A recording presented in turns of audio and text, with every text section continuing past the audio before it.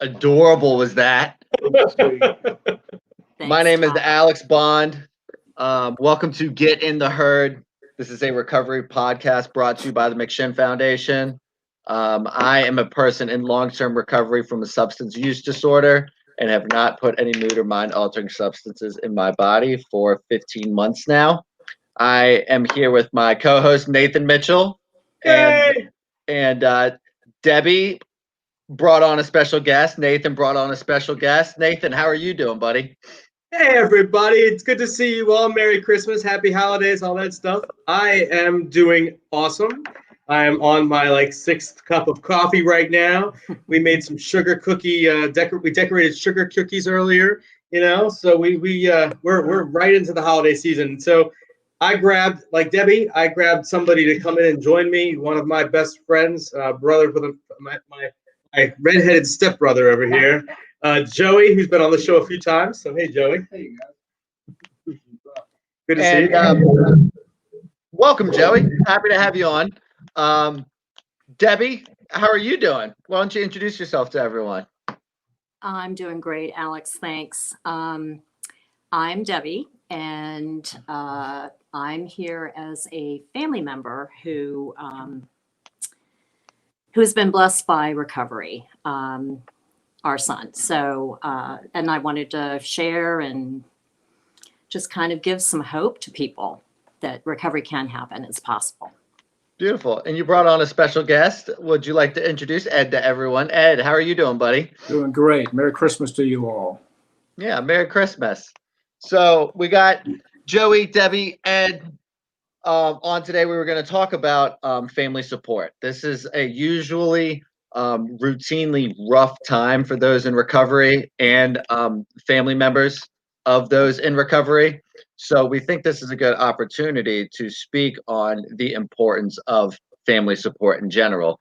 Debbie, has this routinely been a tougher time of the year, or maybe now that your family is a little more together, it's a lot more grateful? What's kind of your experience around the holidays been like as a family of a loved one in recovery?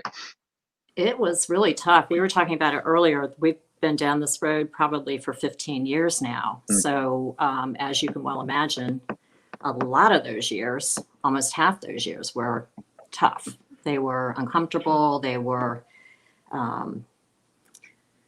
crazy.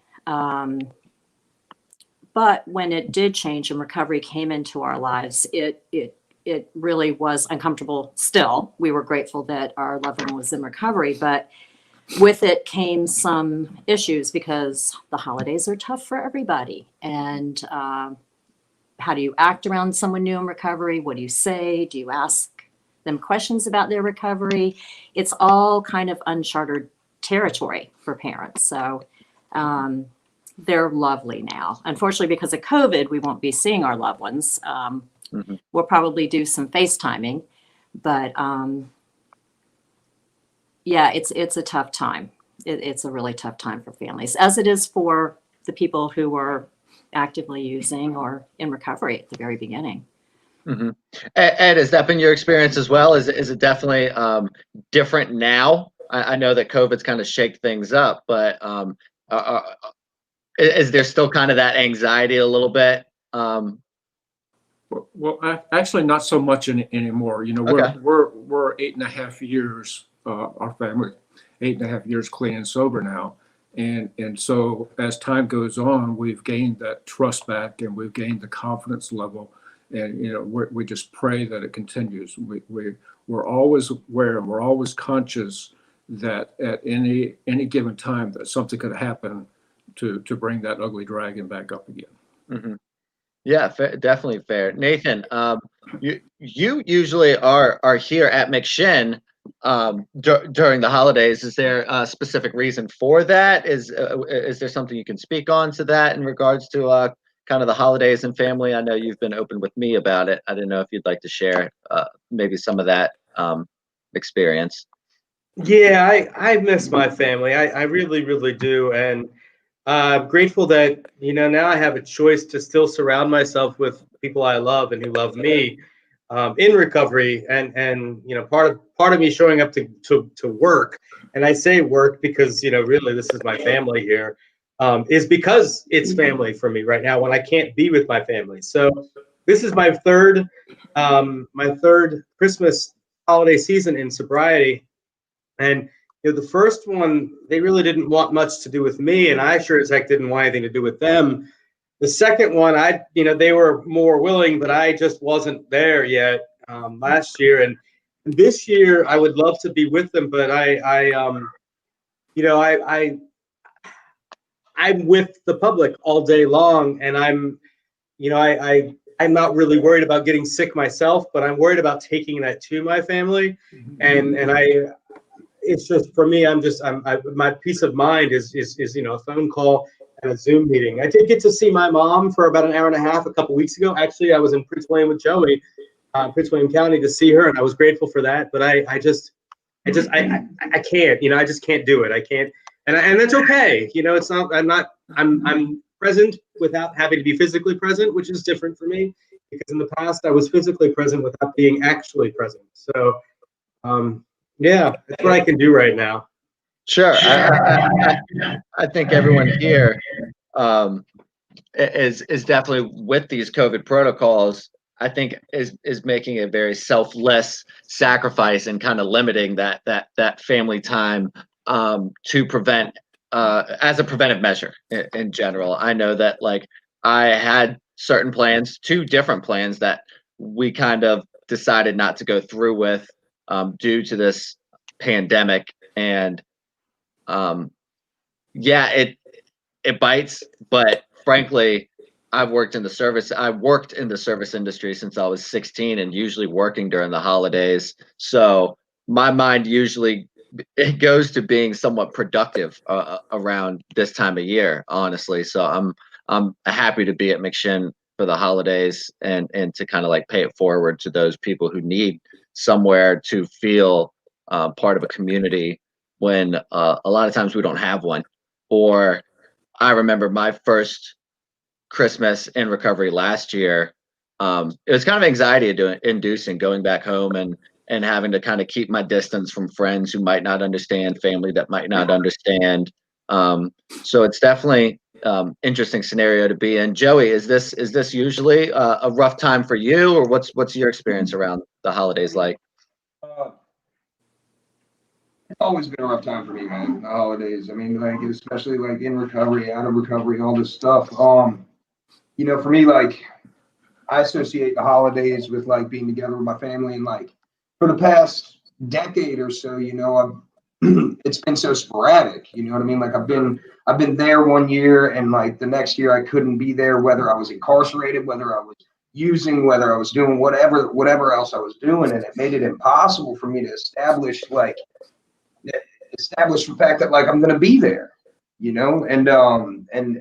and that throws my family for a loop. And like I often have a hard time really realizing that because Joey's ego wants to make it about him and drift into that morbid reflection, drift into that like woe is me stage where it's like, oh, I can't be with my family and all this stuff. But at the end of the day, they can't be with me either, and that affects them just as much as me not being able to be there affects them.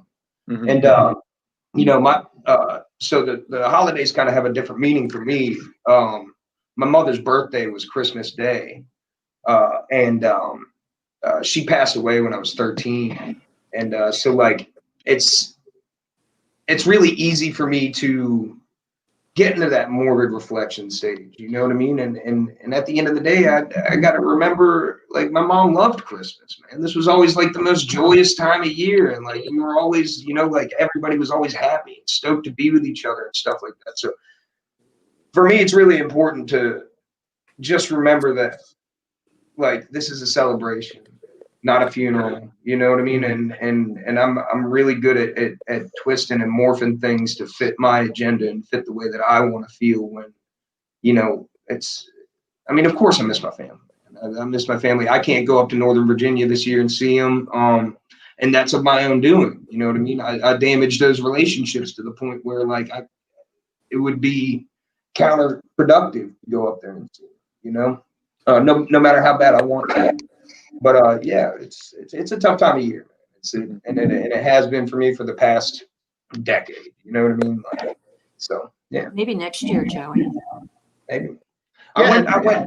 I went and saw my family last year for Christmas, and I was doing great. You know what I mean? And we were all happy and had a great time and all this stuff. And then old behaviors showed up, and I did the same thing that I did 2 years before that, or whatever it was. You know, like, and so at a certain point, like, they get tired of it. You know, like the family gets tired of it. But for me, I have to realize that I have to focus on Joey's world in order to be able to show up for their world.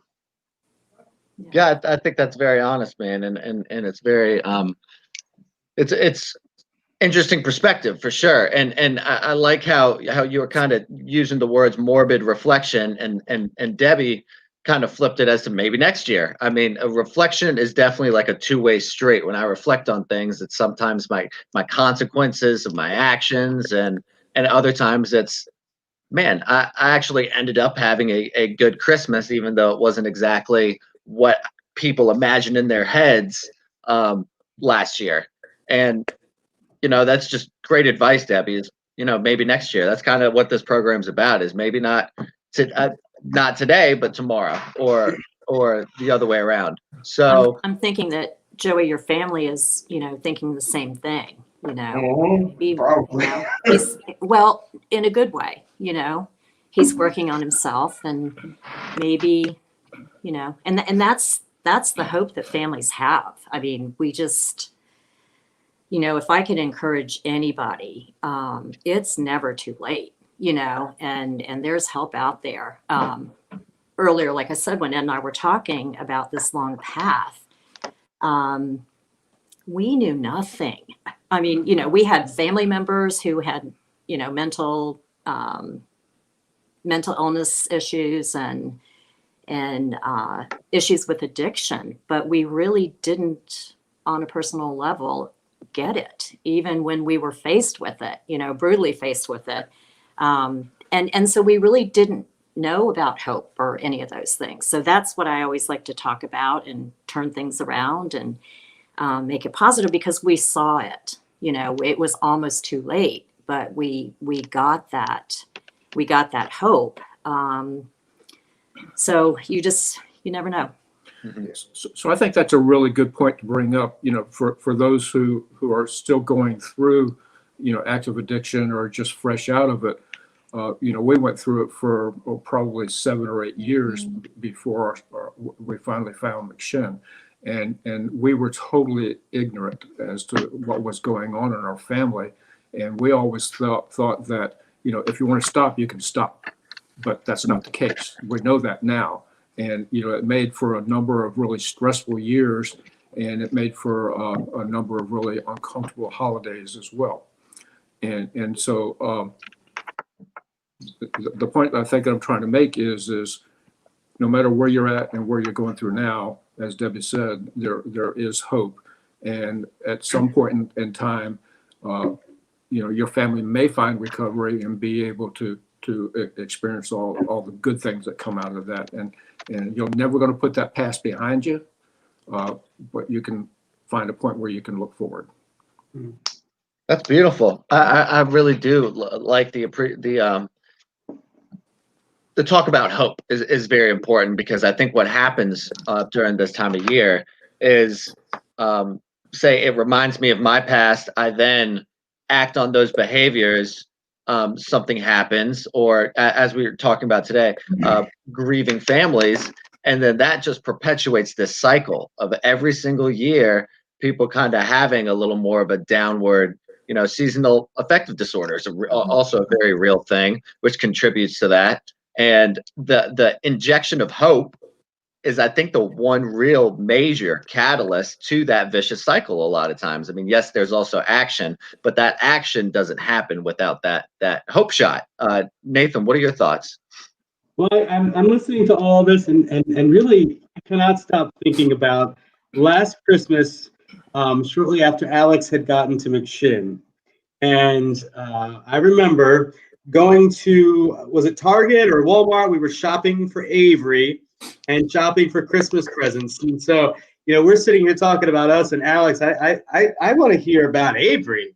I want to hear about you and your relationship with your son and how that's progressed since you've gotten into recovery, because that's a beautiful story. And I don't get to hear enough about that.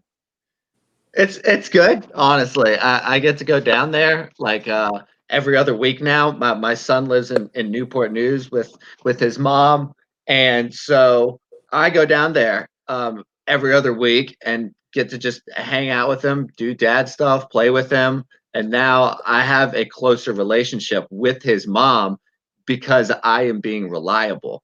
I don't. Uh, I'll be honest. I don't.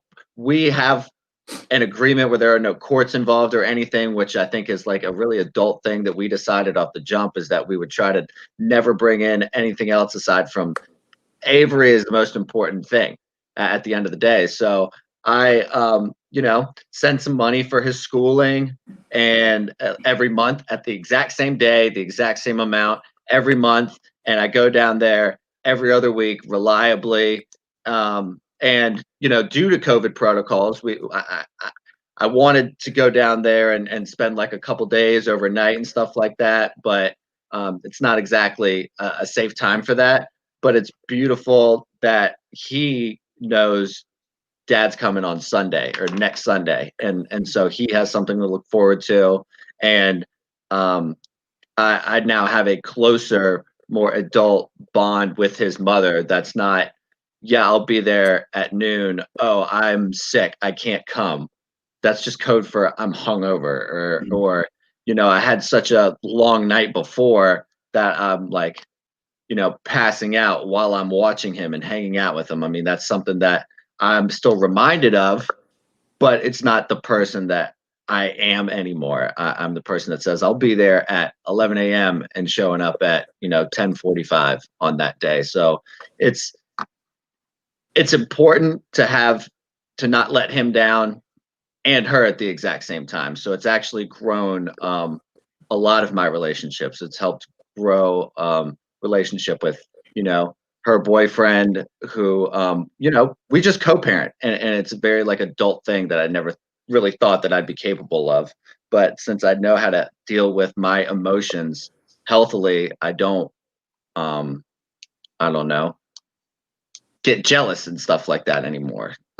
It's definitely interesting, and now I do have money to provide for him and know that he is provided for, and not have to worry. It's a really interesting feeling. I'm not used to it, honestly, but it definitely makes me feel more grateful around this time of year than I have to work and do this and make sure that I don't know, everyone's taken care of.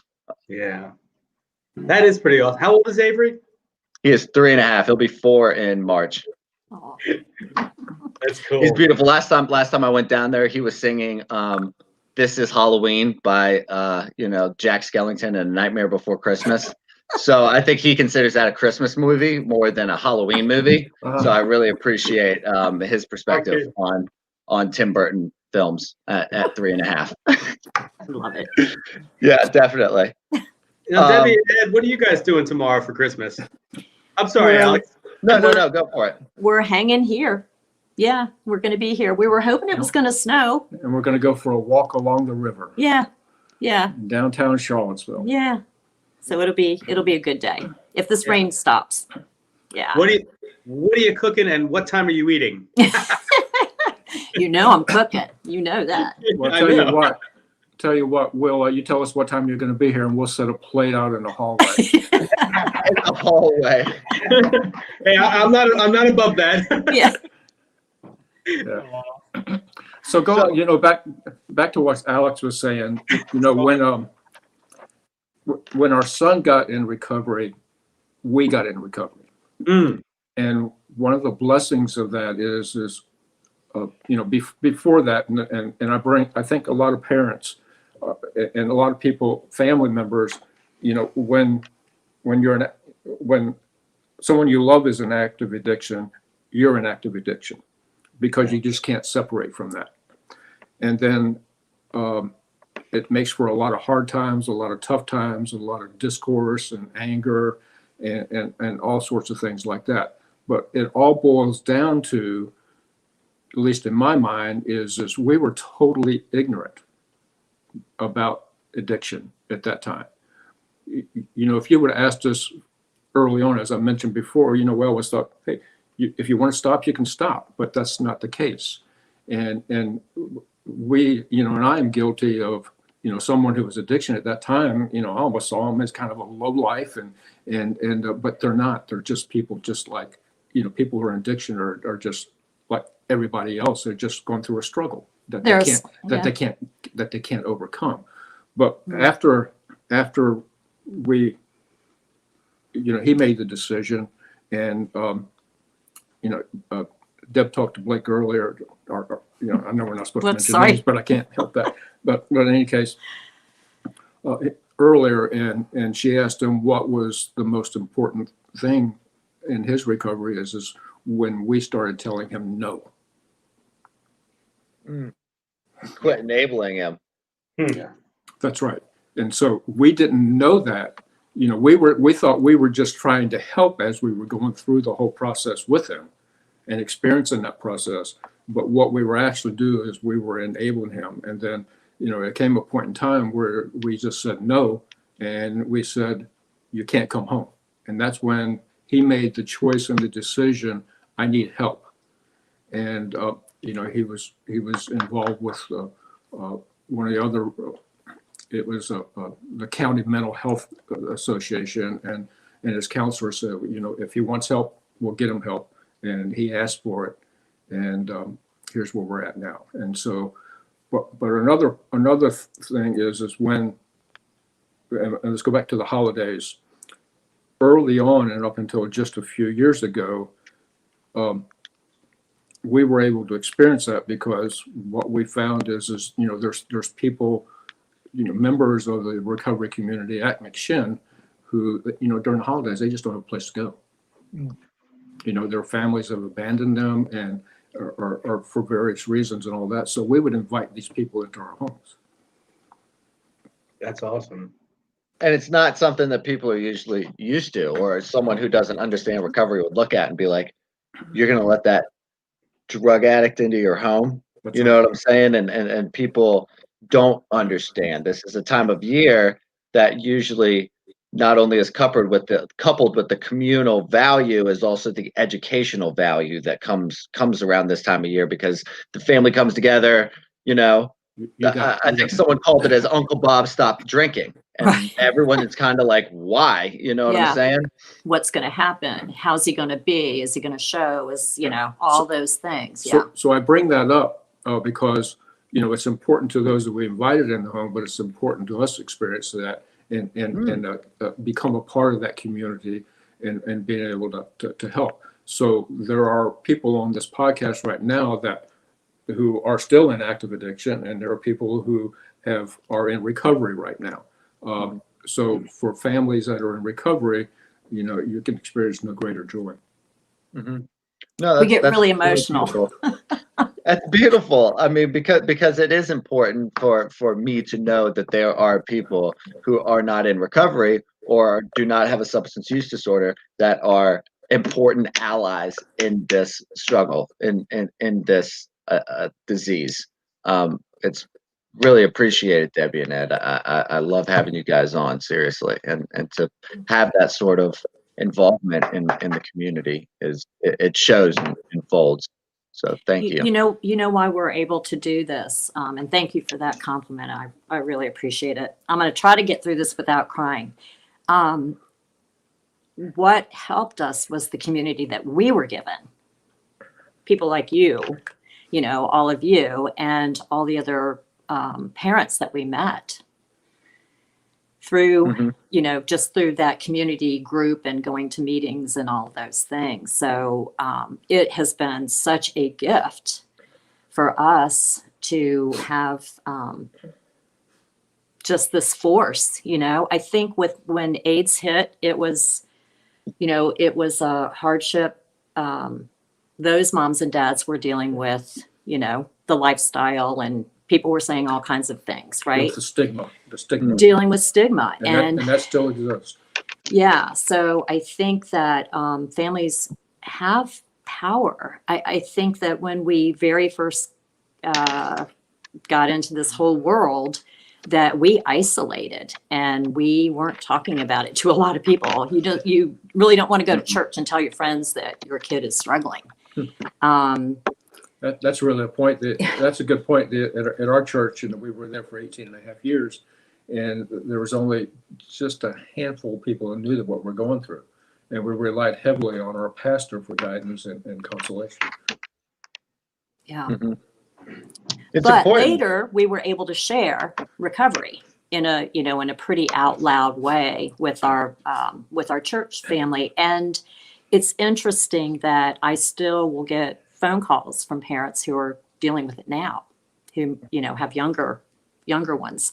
So it really, this community is just a gift. It just is a gift to us and to our loved ones who, both of whom went through, the program.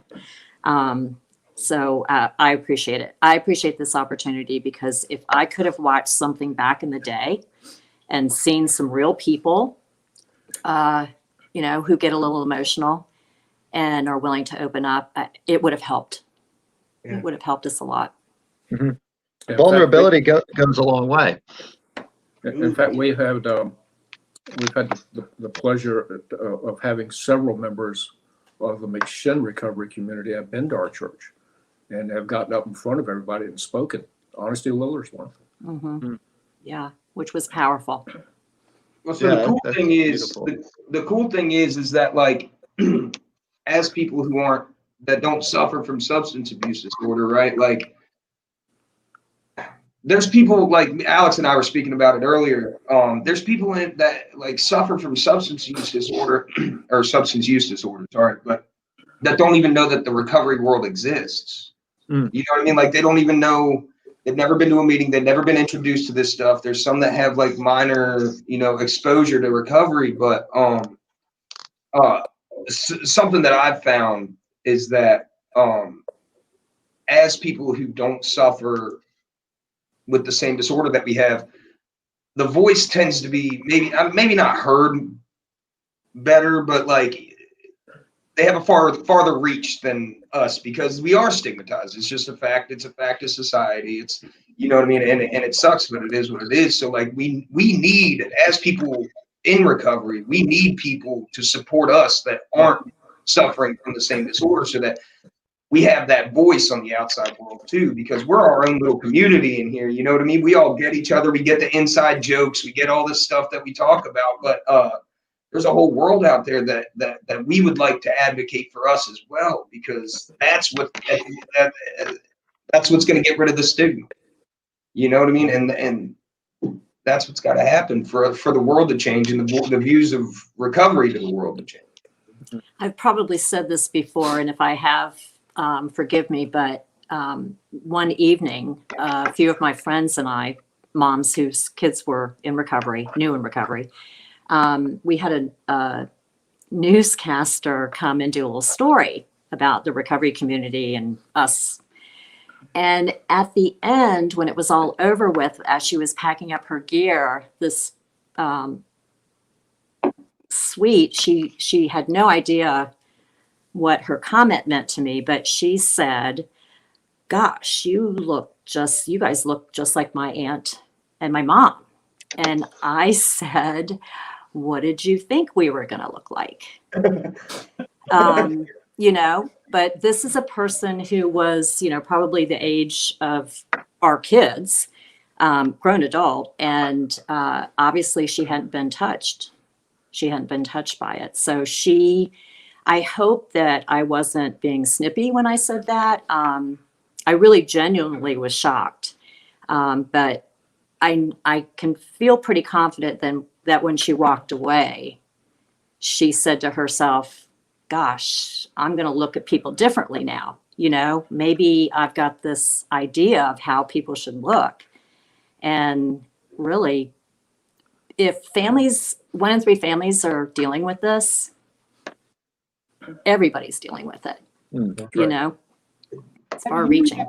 Such an important point, Debbie. You know, we talk so much about the stigma of substance use disorder on the person suffering with the stigma, and you know, I sometimes forget that the families, you know, have a stigma too, and so where did that transformation? When did that transformation occur for you all?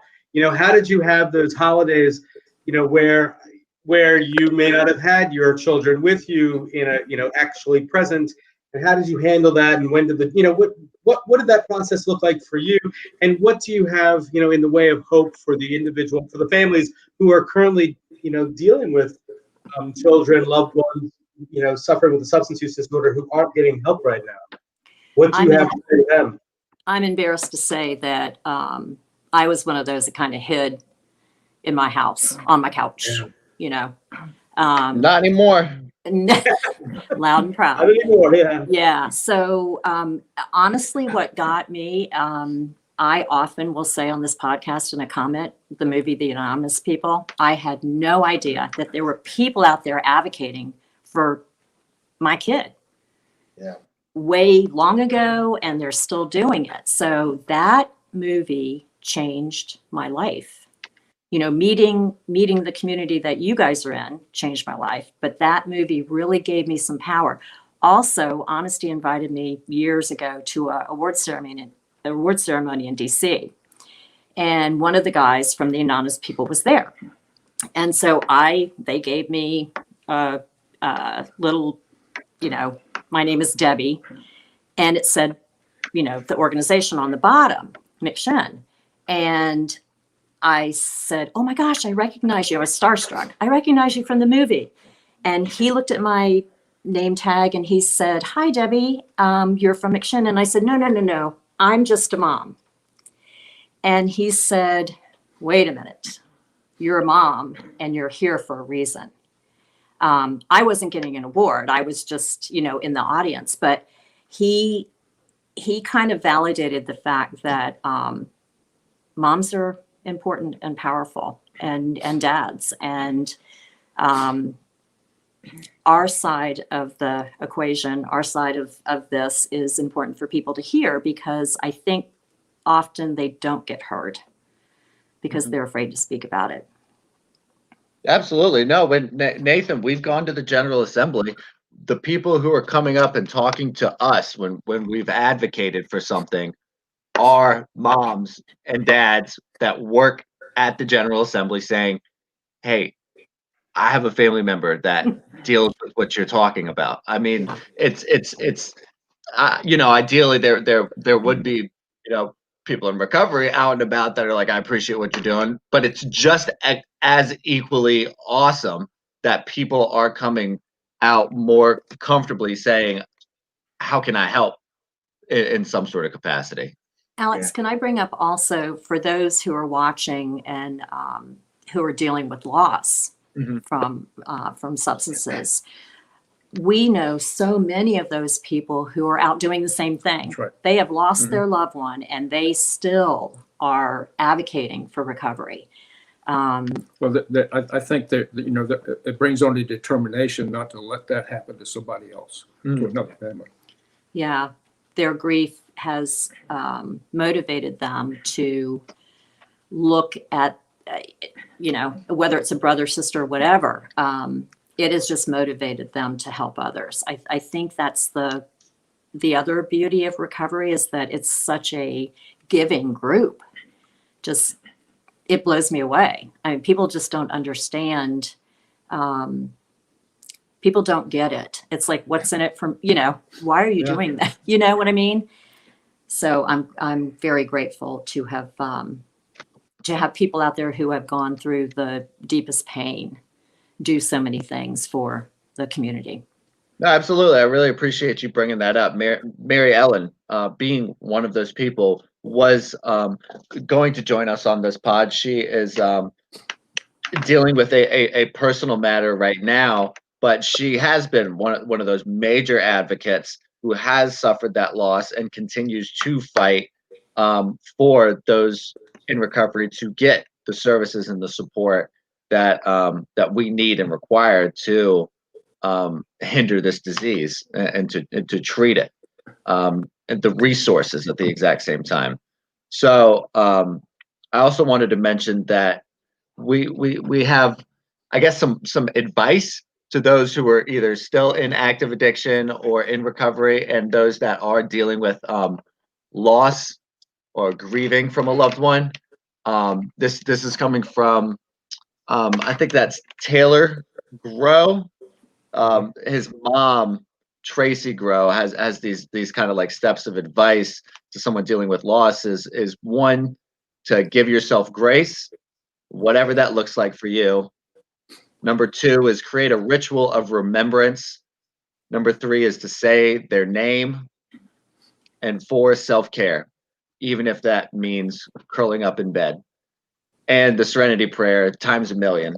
So I think those four simple steps, number two really jumps out to me, creating a ritual of remembrance. I think a lot of times someone who's dealt with loss has a day, at least one day a year, where they do a certain thing. So like my aunt that passed away, we like paint rocks every year.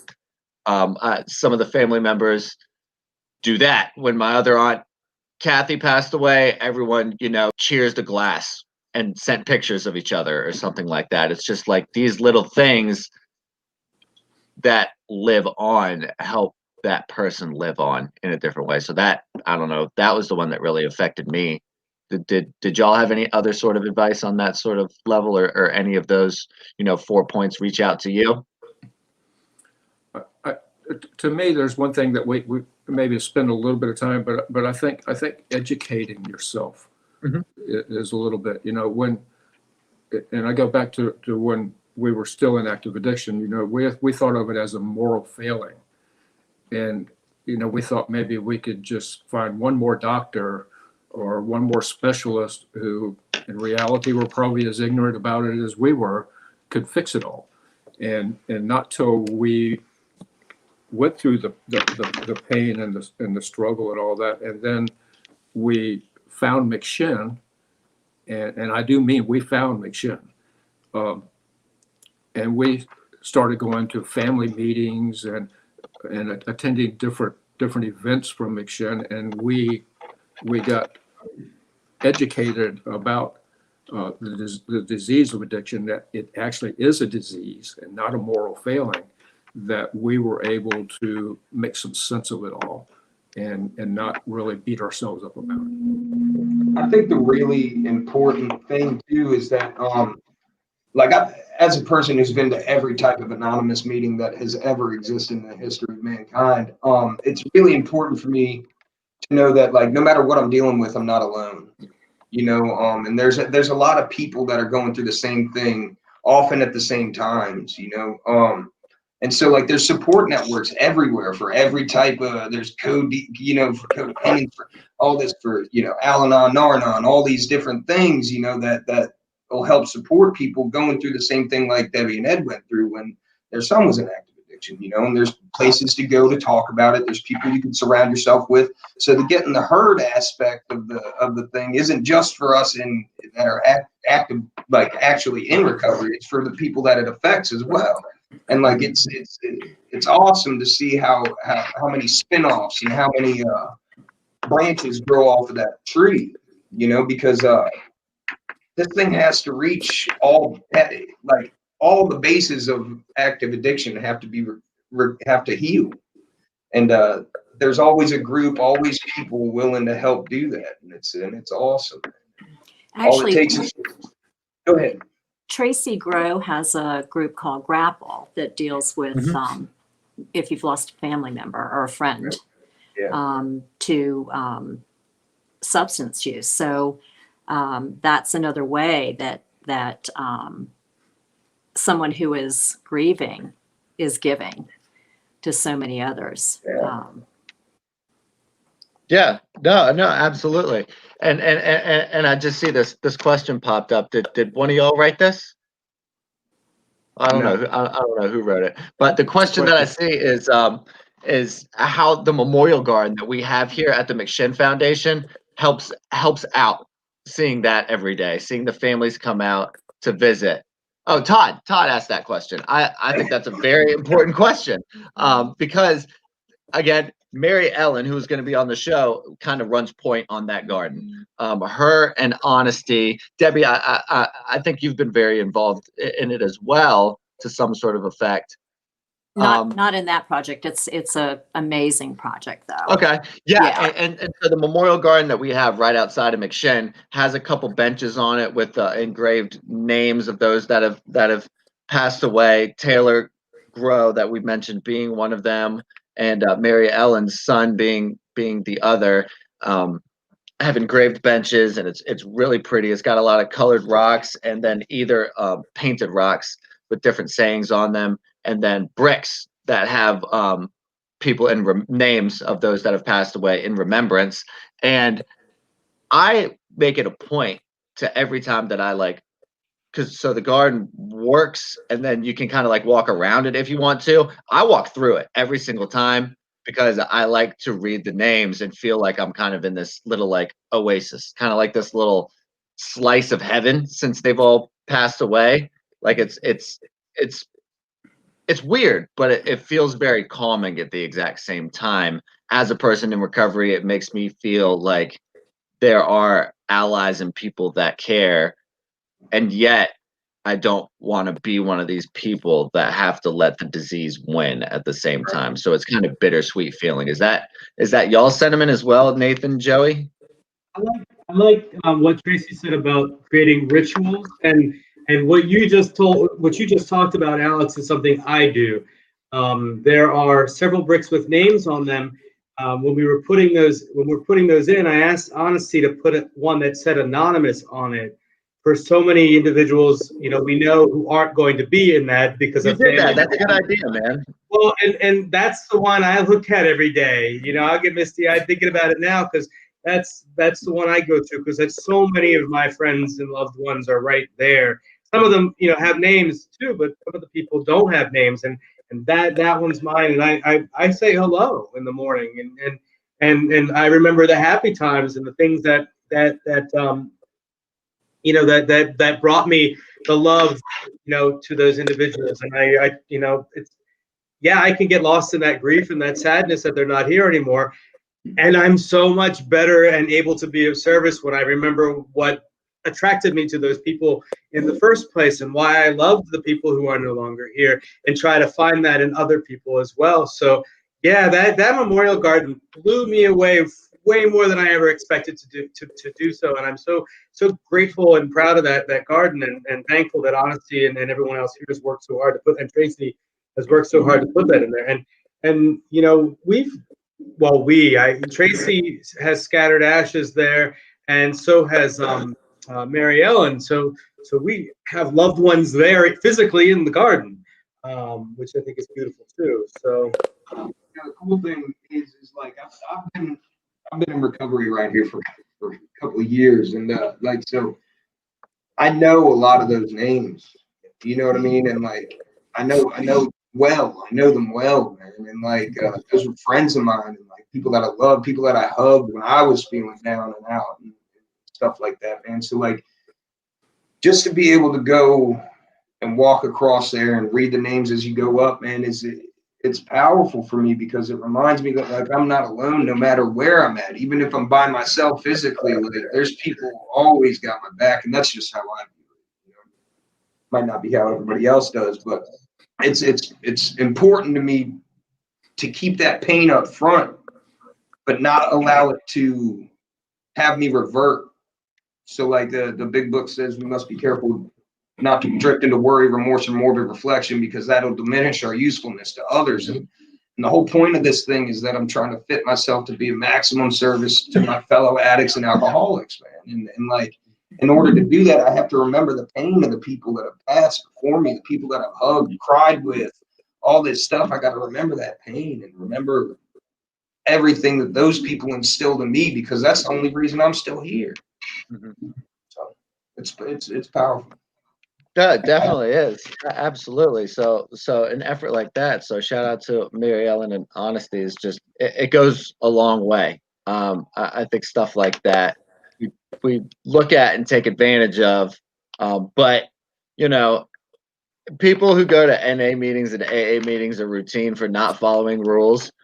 but that said, I almost never see anyone smoking at that Memorial Garden anymore. There would be a couple people here and then, but all it takes is one person being like, "This is a Memorial Garden," and people are usually like pretty respectful of that afterward.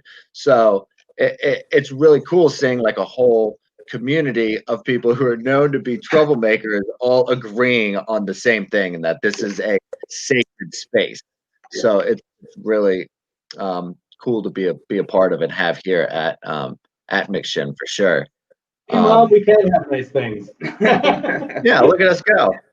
So I guess one of the last things I wanted to touch on, even though it's kind of maybe a bit of a repeat, but Debbie and Ed, you were talking about the importance of paying it forward and giving back earlier. And I know Nathan and Joey are equally vital on that end as well. And I kind of just wanted to say that is more of a recovery thing and a human thing than people give credit to. It's kind of like a foundational thing in recovery, but take that out of the equation and it's just a general human trait that I think is in every religion that there's ever been, and that is love your neighbor, respect each other. And I don't know, I was kind of wondering if anyone had any certain thoughts and examples of what that looks like, because I'll give another anecdote.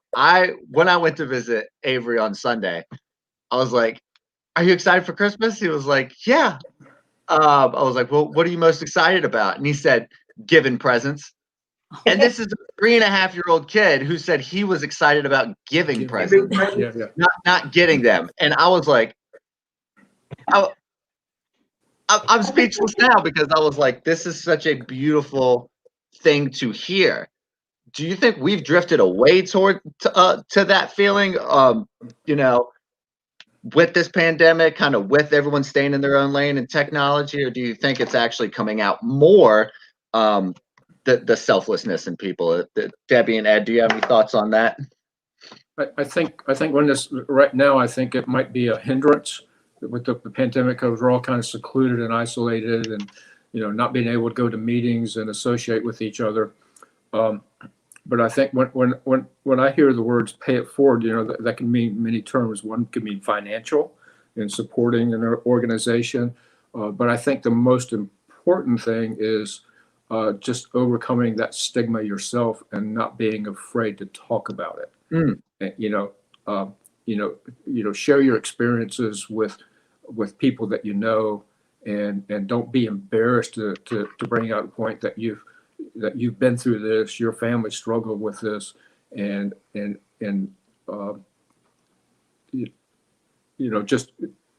just talk about it, and through talking comes education. It's beautiful. Debbie? Yeah, everything that Ed said. I think that I've noticed that the pandemic has, yes, separated us, but in my comings and goings, I feel like I see a gentler place these days. And I'm really grateful for that. It's where I think we're getting back to some real basics. And I appreciate that so much. I'd like to give a little example of how I personally have kind of put ourselves out. We've had a small business for a number of years, which involves me going into our customers' homes, and our customers get acquainted with us, and they get acquainted with our son, who was our installer, and they ask about him, and somehow or other, every once in a while, it'll just feel like the right moment, and I share the story, and I just lay it all out there as it has been. And I've been in, as you can probably tell, I'm kind of an emotional type person, and I've cried in their living rooms. That's really beautiful, man. Like I really appreciate that, and I can, and I think other people do, or you'd be out of business. I'm just being practical. and I think it's really beautiful to see, and to come on here in a public forum and to do it is just as powerful, if not more. And the Well, fact that you continue to do it unabashedly is wonderful, my friend. yeah. So the hope is, you know, it's a disease. Mhm. Diseases aren't controllable until you get help. And it's nothing to be embarrassed about. It's nothing to be ashamed about. And through your experiences and the struggles that you've gone through, maybe you can prevent somebody else from dying. Mhm. Yeah. Nathan, Joey, anything on y'all's end? You know, I know I've heard this before from other people, and I have to say the gratitude I get from having gone through this pandemic, the ability to just cut out some of the crap in my life, to focus on things that I enjoy doing, to slow down, to really appreciate the moments and just like Joey popping into my office and having coffee. You know, like I love that. I love that, and that's my day a lot. You know, just people popping in, sitting and having a cup of coffee and a conversation, and not using. You know, not lying, cheating, and stealing, but getting into a solution where there's love and there's compassion and kindness. And I get to do that every day. And so yeah, I mean, this pandemic has sucked in so many ways, and I know that a lot of people have suffered, and addiction is through the roof. And I've only gotten, I hope, stronger, you know, and better at being of service, I hope, you know, through this process, and being with amazing people, you know, here at McShin, but also in the recovery community in general, you know, the broader community, including people like Debbie and Ed I get to talk to, who are in recovery as well, from the family side. You know, it's beautiful to have that presence now. Cool thing for me was being able to be like, I'm a person like many people in recovery. I'm 150 miles an hour at all times in my life. So like the pandemic, man, has really caused me to like have to sit still with myself, man, and like it says we suffer from a spiritual malady, and I've been able to do nothing but work on like being okay with me and being okay by myself with me. And like, you know, like that's hard for me. Like I always have to have my hands into something. I always have to be doing something, being busy. But like I picked up instruments again, you know what I mean? Like I'm writing about stuff, you know what I mean? Like at the end of the day, when I do my 10th step, I write it out now, and like all this stuff. And that's stuff that I've never even attempted before. Even my therapist, I'm doing like therapy over Zoom and stuff. I hate it, but I gave it a shot, you know, and like I'm growing to like it. And it's like, it's giving me the ability to try new things and like grow a little bit, and not be so stuck and stubborn, because that's like plagued me most of my active addiction and most of my using careers. That's what it is. It's like dishonesty, stubbornness, the unwillingness to do anything different, and all this stuff. And it's kind of given me an opportunity to really take a look at that. And I'm thankful for it. Keep up the good work. Beautiful. I really appreciate having all of you guys on. Debbie and Ed, I love you guys. It really means a lot that you could join us. Ed, it's great to meet you. You're a wonderful human, man. Debbie, you Someday likewise. maybe I'll shake your hand. Yeah, that'd be nice, right? Just use hand sanitizer. Yeah, Debbie, really appreciate all that you do. Ed, the same. Nathan, Joey, I love you guys. You're like literally like 30 Yeah, feet away. I'm gonna probably see you in 4 minutes. Like, Open the door. There you are. But I just had to make sure everyone knew I love all of y'all very much. Todd, I love you too, buddy. Shout out to our producer, Todd. I love the intro. We might just have to keep it forever, whether it's Christmas season or not. Wait, hey, Alex, really quick. I'm sorry to interrupt you, but I want to shout out Dan Schneider, who's in the Facebook comments. Hey, Dan, Merry Christmas, but also Lindsay Curran. Do you remember Lindsay, Debbie? She was here 2 years ago, and Yes. husband was here before that, and then that time. And Lindsay, I'm so happy to see you here, because I just came across the Christmas card you gave me 2 years ago while I was moving a few weeks ago. I just came across that and thought of you guys. So really grateful to see you there, and I hope to reconnect because I haven't talked to you since you guys left. So I hope you're doing well. But anyway, thank you. And honestly, I see you there too. So love you all, man. Merry Christmas to everybody. Alex, do I have a second? Absolutely. More than Okay, a second. so I was scrolling through my social media this morning, and I found this beautiful thing that I have to share with everyone. It's written by a mom named Libby, and her son went through all the things that we're talking about today and is in recovery. And the message, today's promise to consider: addiction can severely isolate us during this time of year. We come face to face over and over again with the reality that our lives are not as joyful as we wish they would be. Today, let us avoid this toxic place by being compassionate with ourselves, with others, and our loved ones. Let us find serenity in honesty and prayer. Let us not allow addiction to rob us of our peace. Spot on. Mm. I agree 100%. That is beautiful. I'm not going to say anything else. No. I love you guys. Thank you. Merry Christmas. Have a very Merry Christmas. You all too. And if anyone needs help, please reach out. Please call the McShin Foundation or your network. Merry Christmas, everyone. You're being upstaged. Bye.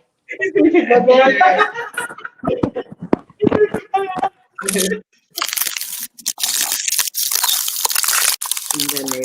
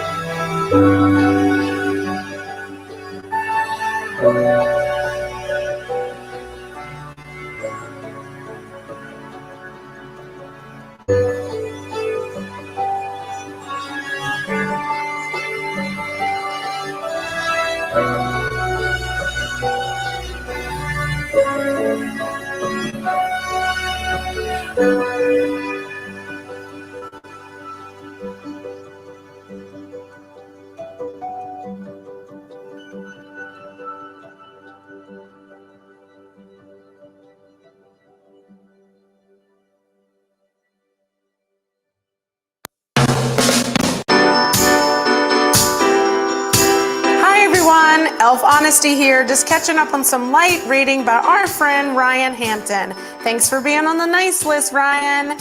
Santa is out today, getting all the toys in his sleigh ready to deliver all the presents and goodies to the children all over the world. He did leave me his nice list, so let's go down the list and thank everyone that donated this past week. Judy Lopez, aka Elf Honesty's sister, thanks Zen. Ann Carson, Janet Buckley, Pamela Burnell, Johnny Wood, Sean Fecto, Jackie Smalley Allen, Michelle Robbins, Emma Bland, Tony Steeney, Nicole Coleman, and one of our board members, Lisa Bennett. Thank you guys so much. With all the donations, we were able to raise over $1,100 to help our participants have some holiday cheer.